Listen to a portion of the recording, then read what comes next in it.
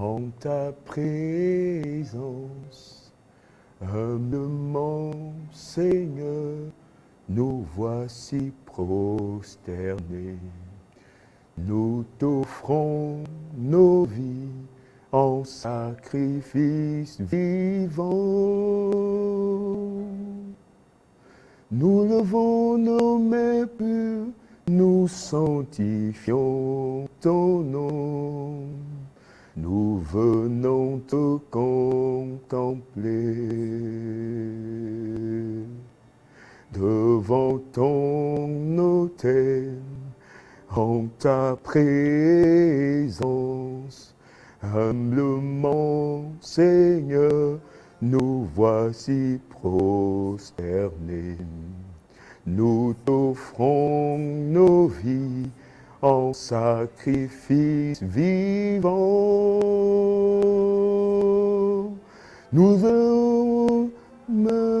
Nous sanctifions ton nom. Nous venons te contempler. Viens, ô Seigneur, Dieu de lumière, remplis-nous de ta présence. Manifeste-toi, ô Dieu vivant, par ta parole, tu nous libères, Jésus, par ta parole, tu nous guéris, mon roi, par ta parole, tu nous guéris, mon roi, par ta parole, tu nous libères. Oh oui, Seigneur, viens, ô Seigneur, Dieu de lumière, remplis-nous de ta présence. Manifeste-toi, ô Dieu vivant, par ta parole, tu nous libères, Jésus, par ta parole, tu nous guéris, Seigneur. Seigneur, nous te bénissons et nous te rendons infiniment des actions de grâce. Seigneur, pour le privilège que tu nous as accordé en ce jour, en renouvelant envers chacun d'entre nous, Père, envers chacun de tes fils et de tes filles, Seigneur, ô Dieu, ton merveilleux souffle de vie.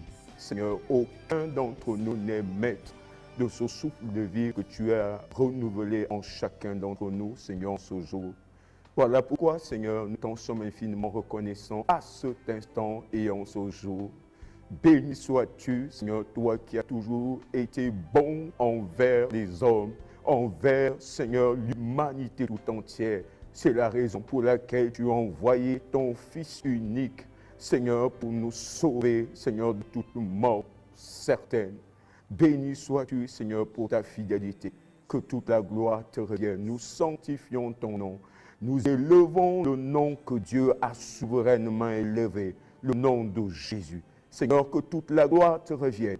Seigneur, béni sois-tu, Seigneur, ô Dieu, pour ce moyen dont tu vas encore te servir. Seigneur, pour pouvoir entrer, Seigneur, dans les maisons, Seigneur Père, des hommes et des femmes, Seigneur, qui sont en contact, Seigneur, avec toi, Seigneur, par ce canal, Seigneur, de cette prédication, Seigneur, ô Dieu, sur ton autel. Seigneur, mon Dieu, mon roi, je te célèbre en ce jour. Je bénis ton nom, Seigneur Père, d'avoir suscité, Seigneur Père, cette œuvre, Seigneur, en faveur, Seigneur Père, ô Dieu, de ce pays. Seigneur, non seulement pour ce pays, mais également, Seigneur Père, pour ton Église, Seigneur, dans les nations du monde entier. Seigneur, que toute la gloire te revienne. Nous t'en sommes infiniment reconnaissants. Sois honoré. C'est dans le nom puissant de notre Seigneur Jésus que nous avons ainsi prié. Amen. Alléluia. Shalom, peuple de Dieu. Je vous bénis dans le précieux nom de notre Seigneur qui nous accorde la grâce d'être en ce lieu et pour le privilège que nous avons, Seigneur, que le Seigneur nous accorde de pouvoir partager ce thème de la foi.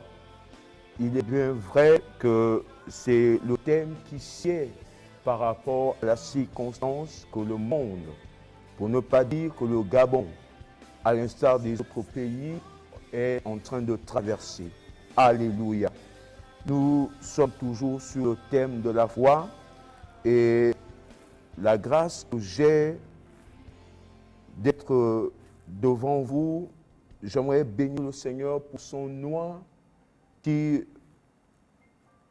a eu la confirmation dans son cœur de pouvoir m'accorder cette grâce, ce privilège de pouvoir partager à son Église, à l'Église de Jésus-Christ, ces quelques paroles qui m'a mis à cœur. Alléluia. Alléluia. Bien-aimés dans le Seigneur, que toute la gloire revienne à notre Seigneur pour la grâce que nous avons. Alléluia. Et nous sommes toujours dans la continuité de mon intervention de la dernière fois concernant l'attitude à avoir en temps d'épreuve. Et en ce temps d'épreuve, il y a un texte merveilleux que j'aimerais partager avec vous qui se trouve dans le livre de 2 Chroniques, le chapitre 20. Nous allons lire jusqu'au verset 13. Certainement, on va continuer jusqu'au verset 18, mais j'aimerais déjà d'abord faire la lecture de la première partie. Je vais commencer, j'aurais souhaité présenter 2 versions, mais je vais prendre la version français courant qui dit ceci, je vais faire la lecture. Ici, bien aimé, il s'agit de l'histoire d'un roi de Juda, en la personne de Josaphat. La parole nous dit ceci. Par la suite, les Moabites et les Ammonites renforcés par des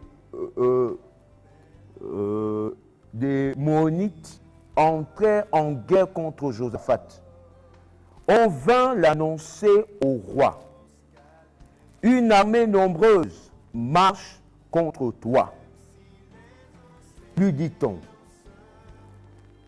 Elle est venue depuis l'autre côté de la mer, morte, du pays d'Édom, et se trouve maintenant à Sasson Tamar, c'est-à-dire à Engedi. Pris de peur, Josaphat décida de consulter le Seigneur et imposa un jeûne à tout le royaume de Juda. Les Judéens vinrent de toutes les villes du pays et se rassemblèrent pour implorer l'aide du Seigneur. Josaphat, entouré des habitants de Jérusalem et de tous les autres Judéens, se plaça face à la cour neuve du temple. Et il pria ainsi. Seigneur, Dieu de nos ancêtres, c'est toi qui règnes dans le ciel et qui domines toutes les nations. Tu possèdes la force et la puissance, de sorte que personne ne peut tenir devant toi. N'est-ce pas toi, notre Dieu, qui a dépossédé les habitants de ce pays lorsque Israël, ton peuple, y arrivait, et qui a donné ce territoire pour toujours aux descendants de ton ami Abraham? Ils s'y sont installés et y ont construit un sanctuaire qui t'est consacré. Puis ils ont dit, si un malheur nous atteint, un châtiment, guerre, épidémie de peste ou famine, nous viendrons nous placer devant ce sanctuaire, c'est-à-dire devant toi. Puis, tu y manifesteras ta présence et nous t'appellerons au secours. Du fond de notre détresse, toi alors, tu nous écouteras et nous sauveras. Eh bien, maintenant, regarde, voici les Ammonites et les Moabites et les Édomites qui nous attaquent. Quand nos ancêtres quittèrent l'Égypte, tu ne leur as pas permis de traverser le territoire de ces peuples.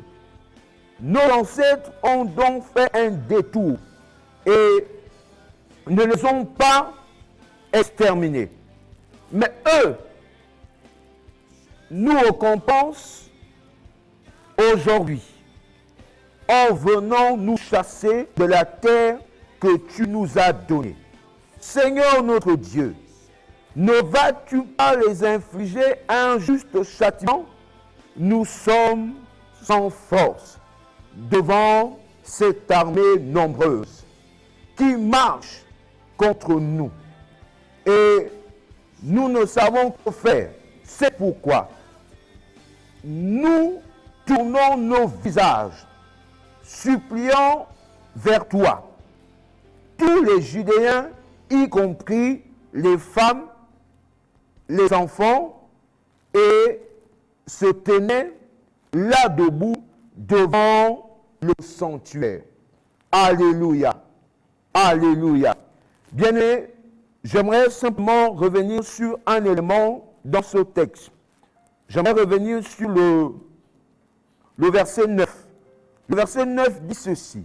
Il dit, si un malheur nous atteint, un châtiment, guerre, épidémie de peste ou famine, nous viendrons nous placer devant ce sanctuaire. Alléluia. Alléluia. Bien-aimés, j'aimerais attirer l'attention de chacun d'entre nous. Bien-aimés frères, sœurs en Christ, un jour, quelqu'un a dit que le christianisme est d'abord plus sujet à relations que de règles. Le christianisme est la plus importante des relations, c'est-à-dire notre relation avec notre Créateur. Alléluia.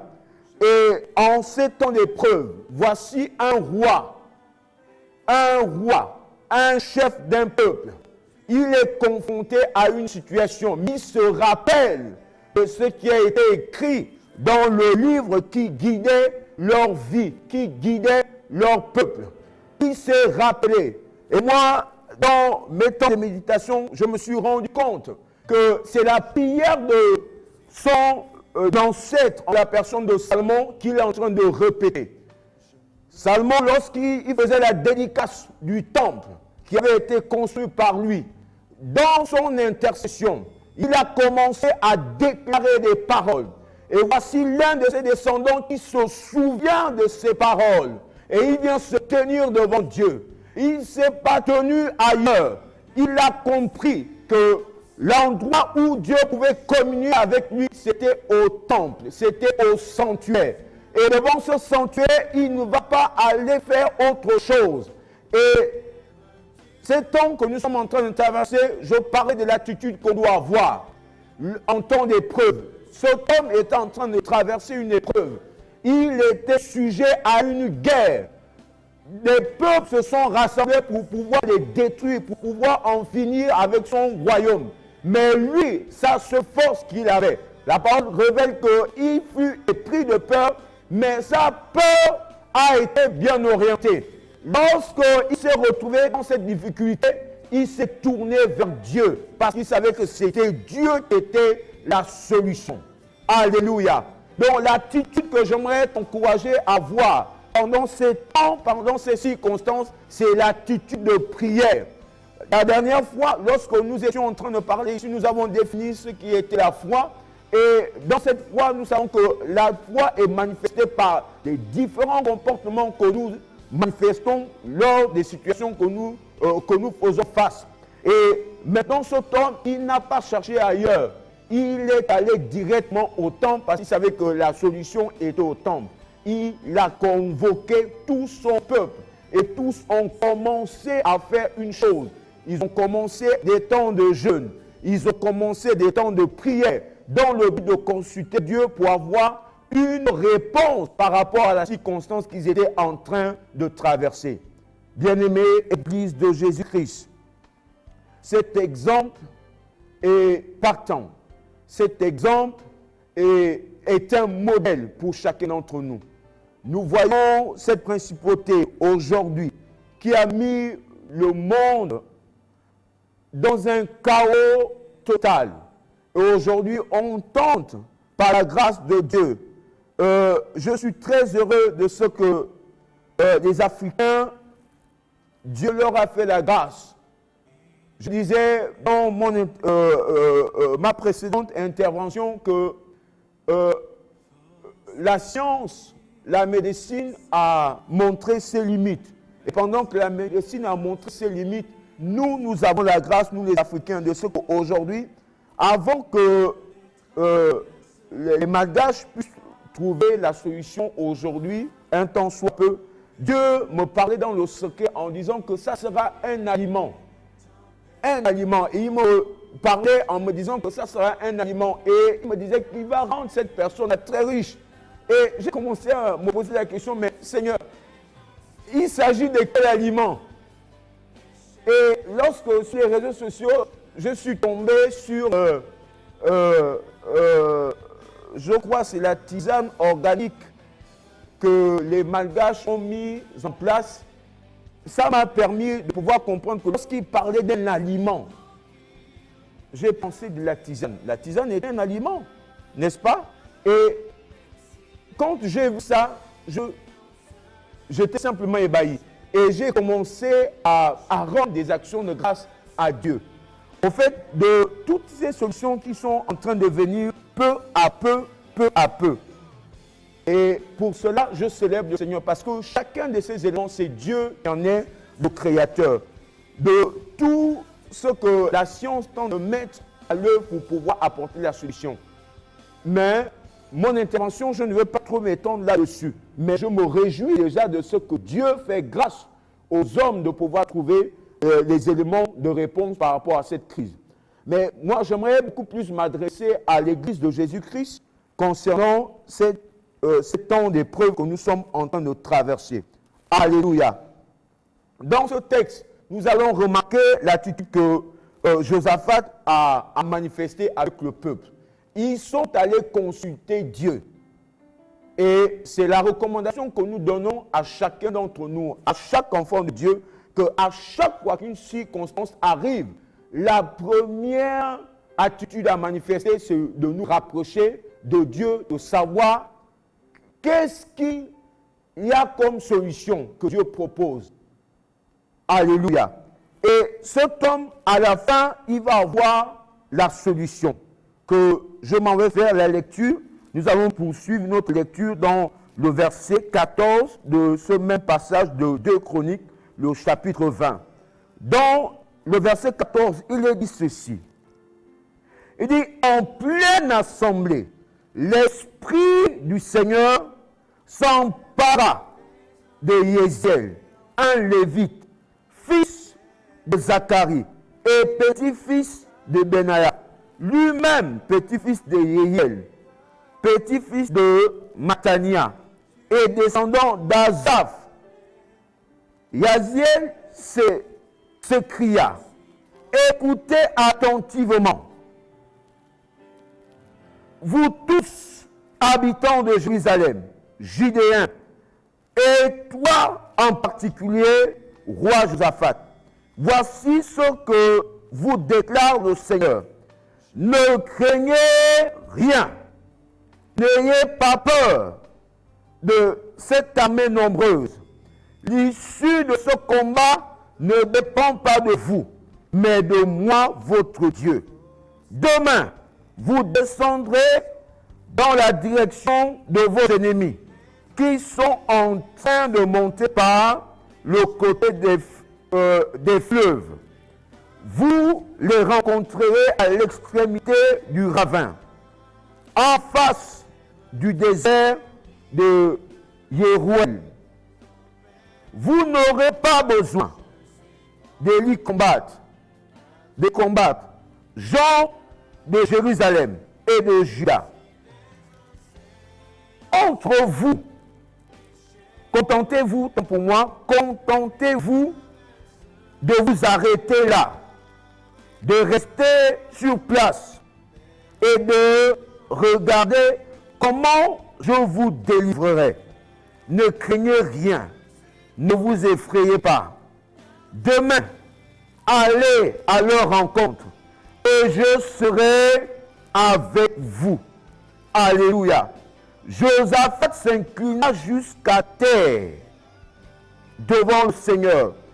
Tous les habitants de Jérusalem et les Judéens se prosternèrent aussi pour adorer le Seigneur. Ensuite, les Lévites des clans de Guéra et de Corée se relevaient et acclamèrent à pleine voix le Seigneur, Dieu d'Israël. Alléluia. Voici des personnes qui étaient confrontées à une situation. Ils se sont adressés à leur solution qui était Dieu. Et Dieu, à l'instant T, les a répondus en remplissant l'un de ses serviteurs de son esprit pour pouvoir s'adresser au peuple du Seigneur. Alléluia. Alléluia. Bien-aimés dans le Seigneur, cette épreuve, au-delà des victimes que cette épreuve a fait, j'aimerais simplement te rassurer en te disant, toi, ne change pas d'attitude. Ne regarde pas si la pandémie persiste ou ne persiste pas. Toi, la responsabilité que tu as, c'est de pouvoir rester dans l'attitude de la foi. Aussi longtemps que Dieu ne répond pas, aussi longtemps que Dieu ne te dit rien, tu ne dois pas sortir. Tu ne dois pas sortir de ces temps de prière. Je crois que chaque leader religieux, chaque leader d'une confession religieuse encourage aujourd'hui l'Église de Jésus de pouvoir prier. Nous tous, nous sommes appelés à la prière. J'aimais l'attitude de cet homme parce qu'il n'est pas allé faire autre chose si ce n'est aller prier. Et pendant qu'il était en train de prier, c'est là où Dieu va apporter la réponse. Donc, l'attitude que nous devons avoir en ce temps d'épreuve, ce sont des temps de prière. Alléluia. J'aimerais déjà apporter un témoignage de mon père, le docteur Henri Onanga. Un jour, avec son épouse, le pasteur Élise, nous faisaient ce témoignage. Dans leur maison, ils avaient un endroit qu'ils appelaient Gethsemane. Et ça m'a rappelé Gethsemane dans la parole concernant l'endroit où le Seigneur Jésus fut arrêté. Bien-aimé. C'est à Gethsemane. C'est à Gethsemane. Et Gethsemane a quelque chose de particulier. En fait, c'est par Gethsemane que nous tous nous devons d'abord passer avant de traverser l'épreuve. Si nous ne passons pas par Gethsemane, nous ne pouvons pas être vainqueurs des épreuves que nous serons en train de traverser. Voilà pourquoi je disais tout à l'heure en disant ceci. Quelle est l'attitude que tu as? As-tu l'attitude de la foi? Oh, j'ai aimé ce que le Seigneur dit également dans le livre de Luc. Et à un moment donné, je cherchais un peu à établir un lien que la foi a quoi à y voir avec la prière. On va se rendre compte dans le livre de Luc, au chapitre 18, du verset 1 au verset 8. Mais à la fin du verset, du verset 8, le Seigneur dit ceci: quand le Fils de l'homme reviendra, trouvera-t-il la foi sur la terre? La prière permet à ce que ta foi soit toujours active. Si tu éloignes la prière de ta vie, ta foi va être vacillante. Et nous pouvons voir un exemple. Pendant que le Seigneur était à Gethsémani, il a demandé, dans d'autres versions des évangiles, on parle de la montagne des Oliviers. Et pendant qu'on parle de la montagne des Oliviers, on se rend compte que le Seigneur a demandé une seule chose à ses disciples, de pouvoir prier. Sinon, ils devaient tomber dans la tentation. Mais on s'est rendu compte que tous ceux qui ne sont pas rentrés dans l'obéissance à ce que le Seigneur a dit, ils ont fini par tomber dans la tentation qui s'est présentée à eux. Bien-aimés, ton Gethsémani, à Gethsémani, tu auras la force de pouvoir traverser chaque épreuve. À Gethsémani, tu aurais la force de pouvoir traverser la circonstance dans laquelle tu es en train de vivre. Et pendant que nos parents nous faisaient ce témoignage, ils pouvaient dire que chaque fois que quelqu'un rentrait là-bas, quand tu sortais, il était tout transpirant. Oh, comme s'il avait fait un sport physique. Et je me rappelais toujours de la description qu'on fait du Seigneur Jésus au jardin de Gethsémani. On dit que la sueur qui sortait de son front était comme des goulements de sang à cause de l'angoisse dans la prière. Et t'est-il arrivé un jour d'être angoissé dans la prière et qu'au sortir de ta prière, tu puisses avoir la réponse de Dieu? C'est l'attitude que Dieu veut que nous puissions avoir pendant ce temps. Rentrons à Gethsémani. Rentrons à Gethsémani pendant cette épreuve. Ne soyons pas distraits par toutes les informations qui nous sont véhiculées ou bombardées, que ce soit par les médias. Bien aimé, notre réponse, l'information nécessaire, en fait, le piège dans lequel le peuple de Dieu tombe, c'est le fait qu'ils veulent recevoir des informations qui viennent des réseaux sociaux. Alors que chacun a la possibilité de mettre n'importe quoi sur les réseaux sociaux. Et cela trouble une multitude. Mais je te dis que si tu vas dans ton Gethsémani, dans ton jardin de Gethsémani, le Dieu que le Seigneur Jésus a dit, que ton Père tu vois dans le secret, il voit ce que tu es en train de faire dans le secret. Il va t'apporter la réponse qui va garder ton cœur en paix. Nous sommes troublés aujourd'hui à cause de la source d'information que nous avons. La source d'information du peuple de Dieu n'est plus la parole de Dieu, n'est plus Dieu, mais c'est maintenant les réseaux sociaux. Alors que dans ces réseaux sociaux, il y a ce qu'on appelle les fake news, des fausses informations qui sont véhiculées et qui nous troublent. Et lorsque ça nous trouble, nous sommes en débandade comme des personnes qui n'appartiennent pas à un Dieu qui sait tout et qui est le maître des temps et des circonstances. Alléluia. Bien aimé, le message que le Seigneur m'a donné pour son Église, ça a attiré l'attention de chacun d'entre nous. Bien aimé, je me suis rendu compte que, en fait, le Seigneur, parfois, se sert des événements, se sert des circonstances pour pouvoir nous interpeller. Église de Jésus-Christ, pendant cette circonstance, Dieu est en train de t'interpeller. Dieu est en train d'interpeller chacun d'entre nous. Pourquoi? Parce que Dieu se rend compte qu'aujourd'hui, le fait qu'on a fermé les hôtels de Dieu, d'autres hôtels devaient se créer dans les maisons. Mais pourquoi les hôtels ne sont pas créés dans les maisons? C'est parce que les personnes qui prétendent venir communier à l'hôtel de Dieu n'ont pas les hôtels personnels dans leur maison. Et voilà pourquoi aujourd'hui la foi de plusieurs est en train de faillir. Bien aimé, je sais de quoi je suis en train de parler. Dans notre communauté, il y a des maisons, il y a des familles que je visite. Et pendant que je visite ces familles, je vois la désolation. Ils sont chrétiens, ils sont enfants de Dieu, mais ils ne communient plus avec Dieu. Le seul moyen qu'ils avaient de pouvoir communier avec Dieu, c'était en venant à l'église. Et maintenant que l'église est fermée, ils n'ont plus aucune communion avec Dieu. J'aimerais t'interpeller. La parole de Dieu nous dit, j'aimerais lire rapidement ce texte qui se trouve dans le livre de Romains, le chapitre 8, le verset 28. Il y a quelque chose que le Seigneur a attiré mon attention là-dessus. Et auparavant, dans ce texte, la question que je pouvais me poser, je pouvais dire au Seigneur, mais Seigneur, comment, lorsque je suis en malheur, cela peut être une bonne chose? Comment cela est-il possible?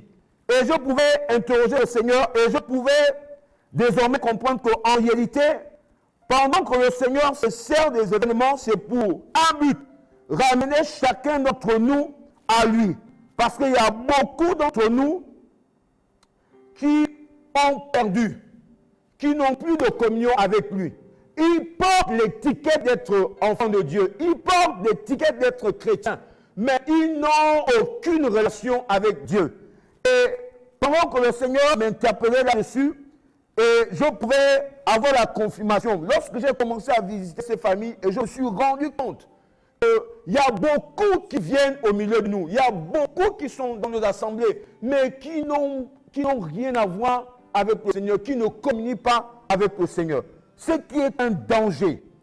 Et le Seigneur se sert de cette circonstance pour ramener son Église. Voici ce que la parole de Dieu dit dans le livre de Romains, le chapitre 8, le verset 28.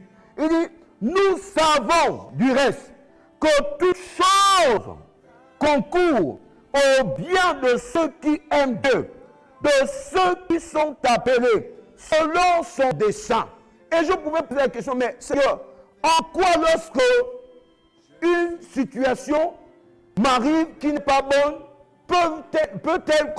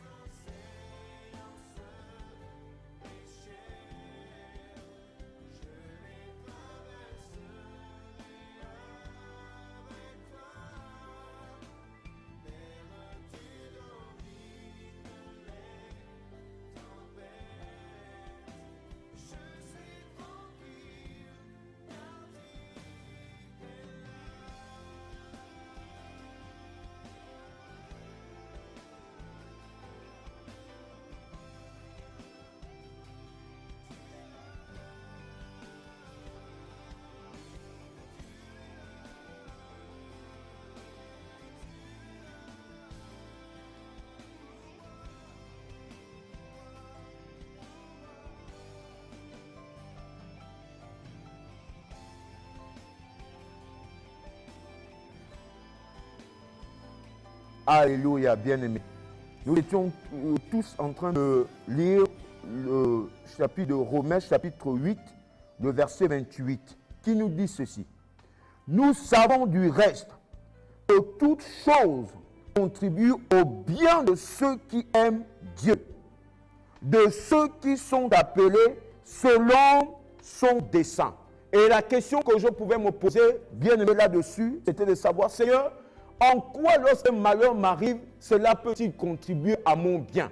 Et le Seigneur pouvait me dire qu'en fait, lorsque une circonstance m'arrive, la première chose que je dois faire, c'est de me rapprocher de lui. Donc, ça contribue à mon bien parce que je viens vers mon Père. Je viens vers celui qui a la solution. Et c'est Dieu qui a toutes les solution à chacune des questions, à chacun des problèmes dont on peut être confronté. Dieu étant la solution, voilà pourquoi il dit que toute chose contribue à notre bien. Toute chose contribue à notre bien, ce n'est pas parce que ça va nous plaire ou bien que ça ne va pas nous plaire, mais elle contribue à notre bien, c'est parce qu'elle nous ramène vers notre Créateur. Elle nous ramène vers notre Dieu. Si tu constates qu'une situation t'arrive et qu'elle t'éloigne de Dieu, ça veut dire que c'est toi qui n'as pas compris. Chaque situation que tu traverses ou que tu peux traverser doit toujours te ramener auprès de ton Dieu, tant pour moi. Et voilà pourquoi la parole nous dit que nous savons du reste que toute chose contribue au bien de ceux qui aiment Dieu, de ceux qui sont appelés selon son dessein. Il y a un aspect aussi que Dieu a attiré mon attention là-dessus. Il dit, au bien de ceux qui aiment Dieu, ne peut aimer Dieu que celui qui le connaît. En fait, si tu ne connais pas quelqu'un, tu ne peux pas l'aimer. Aujourd'hui, la preuve est qu'aujourd'hui, les personnes que nous aimons le plus souvent, ce sont les personnes que nous connaissons. C'est-à-dire que si un inconnu se présente à nous, il sera très difficile que nous puissions l'aimer. Pourquoi? Parce qu'au départ, nous allons manquer de confiance vis-à-vis de la personne. Nous allons parfois la tenir très éloignée de nous, mais au fur et à mesure qu'on commence à découvrir la personne, qu'on va être amené à pouvoir l'aimer. Alléluia. Et Dieu dit que nous savons du reste que toute chose contribue au bien de ceux qui aiment Dieu. L'amour que nous avons pour Dieu permet à ce que lorsque nous sommes dans une situation ou bien une circonstance, ça nous ramène toujours auprès de notre Dieu. Et l'exemple que nous avons donné tout à l'heure dans l'Ancien Testament, on pouvait constater que Josaphat, quand on le décrit, il a fait certaines choses qui étaient exceptionnelles, que d'autres rois qui l'ont précédé n'avaient pas fait. Et puisqu'il aimait Dieu, il savait que lorsque l'épreuve est arrivée, il ne s'est pas tourné vers un inconnu. Il s'est tourné vers celui qu'il connaissait. Alors, bien-aimés, j'aimerais encourager les enfants de Dieu qui nous écoutent, qui entendent ce message, à savoir, bien-aimés, qu'il faut que tu aies ton Gethsémané à chaque épreuve.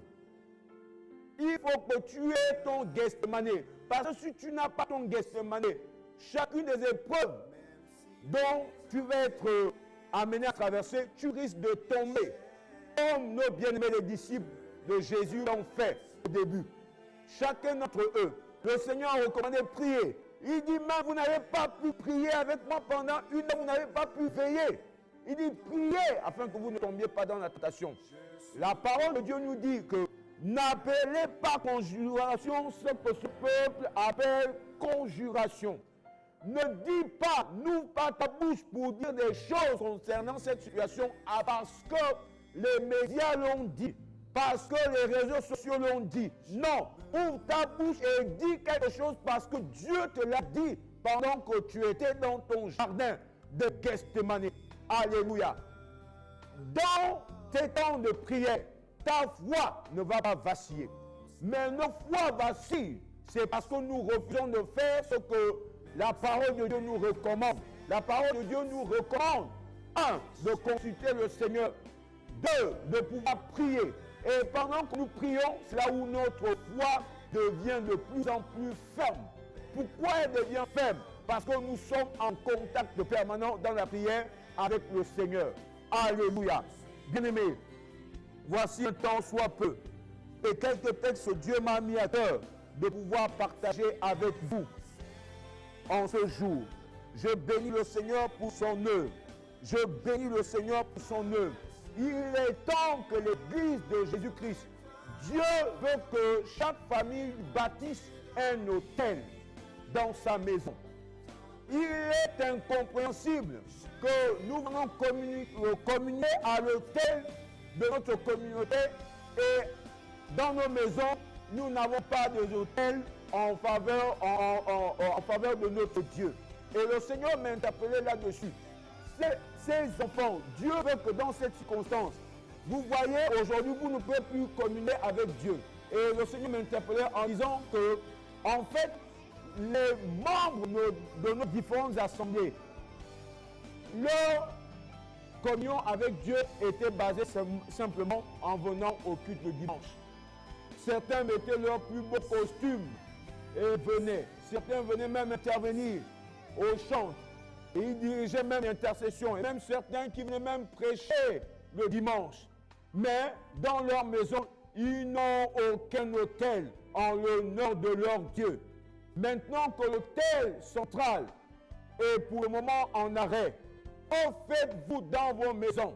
Est-ce que vous continuez toujours à communier avec votre Père, celui dont vous aviez l'habitude de venir communier avec lui dans vos différentes communautés? Est-ce que vous continuez toujours à communier avec lui? Bien-aimés, la foi vient à manquer lorsqu'il n'y a plus de communion avec celui qui est le consommateur de la foi. Alléluia. Voici ce que le Seigneur me disait. Il dit, la foi vient à manquer lorsque on ne communie plus avec celui qui est le consommateur de cette foi. Aucun homme n'est le consommateur de notre foi. Celui qui consomme notre foi, c'est notre Père. Et chaque fois que nous communions avec lui, nous perdons la foi.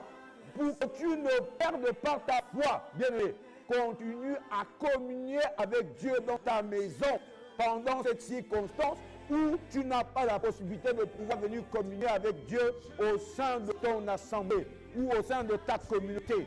Dieu veut qu'en cette circonstance, tu ouvres un autel en son honneur dans ta maison, dans ta famille, dans ta chambre, dans le lieu secret.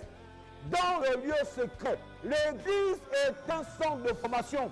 Tu viens recevoir la formation ici pour aller pratiquer dans ta demeure, pour aller pratiquer dans ta famille, pour aller pratiquer dans ton emploi. Mais maintenant qu'on a fermé le centre de formation, que fais-tu? Est-ce que tu continues toujours de pratiquer, de communier avec celui qui t'a formé? Alléluia. Bien-aimé, il est temps que l'Église revienne. Il est temps que l'Église de Jésus-Christ revienne à Christ lui-même. Il est temps que l'Église de Jésus-Christ revienne à Christ lui-même. C'est l'interpellation que Dieu m'a faite. Et en ce qui concerne son Église, et du haut de cette estrade, je communique la pensée du Seigneur pour son Église. La pensée du Seigneur pour son Église, c'est que chacun d'entre nous a un autel dans sa maison. Et à cet autel, pratiquer ce que tu as reçu au centre de formation qui est l'Église. Et vous allez vous rendre compte que la parole de Dieu nous dit que, en fait, Dieu a donné les 5 ministères. C'est pour le perfectionnement des saints. Voilà pourquoi il me disait que l'Église est un centre de formation. Après avoir reçu la formation ici, à l'Église, est-ce que tu pratiques cela? Est-ce que tu as appris comment communier avec Dieu à l'Église? Est-ce que dans ta maison, tu communies avec Dieu? C'est lui qui est le consommateur de ta foi. Et il ne peut que la consommer que lorsque tu communies avec lui. Je suis venu t'encourager. Je suis venu t'encourager et te donner l'opportunité de te relever. Nous ne condamnons personne, mais nous encourageons chacun d'entre nous de pouvoir se relever. Si tu étais tombé dans tes temps de prière, je t'en supplie, par les compassions du Seigneur, relève-toi. L'auteur et le consommateur de ta foi a besoin de communier avec toi. Il veut communier avec toi. Il y a tellement de messages qui sont prêchés sur la foi. Et mes prédécesseurs ont tellement parlé également de plusieurs choses, de plusieurs dimensions de la foi. Mais en ce jour, j'aimerais te rappeler que celui qui est l'auteur et le consommateur de ta foi, c'est le Seigneur. Et pour qu'il puisse consommer ta foi, il veut être en communion avec toi. Si depuis que les temps de confinement sont arrivés, tu n'as pu communier avec le Seigneur t'interpelle par ce message pour que tu reviennes à lui. Parce qu'il a besoin de consommer ta foi. Il veut consommer ta foi. Il veut consommer ta foi. Il veut consommer ta foi. Alléluia. Seigneur, que toute la gloire te revienne. Nous te célébrons, Seigneur, pour ces temps que nous avons passés avec toi. Nous croyons que tu as parlé encore à ton peuple au travers de ce message. Et nous croyons que chacun d'entre nous a reçu de ta part, Seigneur, oh Dieu, ce que tu as prédestiné aujourd'hui. Ce pain que tu as prédestiné pour chacun d'entre nous, Seigneur, qui est ta parole. Nous l'avons entendu. Et nous croyons que, Seigneur Père, ce message, Seigneur, va encore challenger, Seigneur, la mentalité de chacun d'entre nous. Seigneur, afin que nous puissions nous relever, tu as besoin de consommer, Seigneur, notre foi. Seigneur, que toute la gloire te revienne. C'est dans le nom de Jésus que nous avons ainsi prié. Amen. Alléluia.